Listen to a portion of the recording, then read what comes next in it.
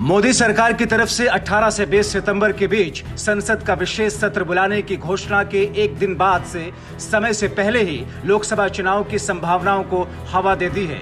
राजनीतिक जानकारों की निगाह में चूंकि लोकसभा चुनाव की तुलना में राज्यों में चुनाव में बीजेपी का प्रदर्शन उतना अच्छा नहीं रहा है, इसीलिए बीजेपी के नेताओं का भी मानना है कि लोकसभा और राज्य के विधानसभाओं के चुनाव एक साथ कराने से राष्ट्रीय मुद्दे उभरेंगे और मोदी फैक्टर बड़ी भूमिका निभाएगा।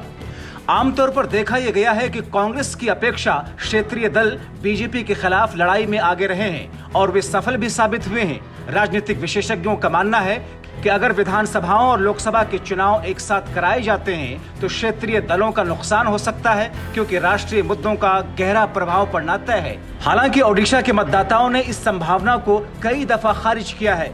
साल 2019 में राज्य के विधानसभा और लोकसभा के चुनाव इस पूर्वी राज्य में एक साथ हुए थे, लेकिन विधानसभा चुनाव में बीजेपी के लिए मतदाताओं का समर्थन लोकसभा चुनाव की तुलना में 6% से भी कम था। हालांकि मोदी से पहले भी वाजपेयी आडवाणी के नेतृत्व में बीजेपी ने एक साथ चुनाव कराने पर जोर दिया था। जब अटल बिहारी वाजपेयी प्रधानमंत्री थे, आडवाणी ने इसकी वकालत की थी, लेकिन ये मुद्दा कमजोर पड़ा क्योंकि अन्य दल इस प्रस्ताव पर चुप रहे।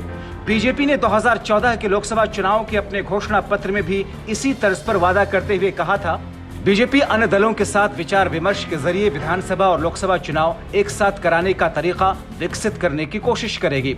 साल 2019 में सत्ता में दूसरी बार लौटने के बाद पीएम मोदी ने इस मुद्दे पर एक सर्वदलीय बैठक भी बुलाई, लेकिन कांग्रेस और टीएमसी सहित कुछ प्रमुख विपक्षी दलों ने इस विचार को लोकतंत्र विरोधी और संघवाद के खिलाफ बताते हुए इसकी आलोचना की।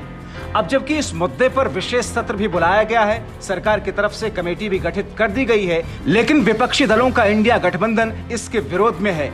जहां तक सवाल है इसे अमल में लाने का, तो इसके लिए संविधान में संशोधन की जरूरत होगी। संसद के दोनों सदनों में 2/3 सदस्यों के समर्थन की दरकार होगी। बीजेपी के पास लोकसभा में तो जरूरी संख्या है, लेकिन राज्यसभा में उसके पास साधारण बहुमत भी नहीं और उसे जरूरी संख्या बल जुटाने के लिए समर्थन की आवश्यकता होगी। लेकिन इंतजार कीजिए कि आगे क्या क्या तस्वीर नई शक्ल में उभरती है।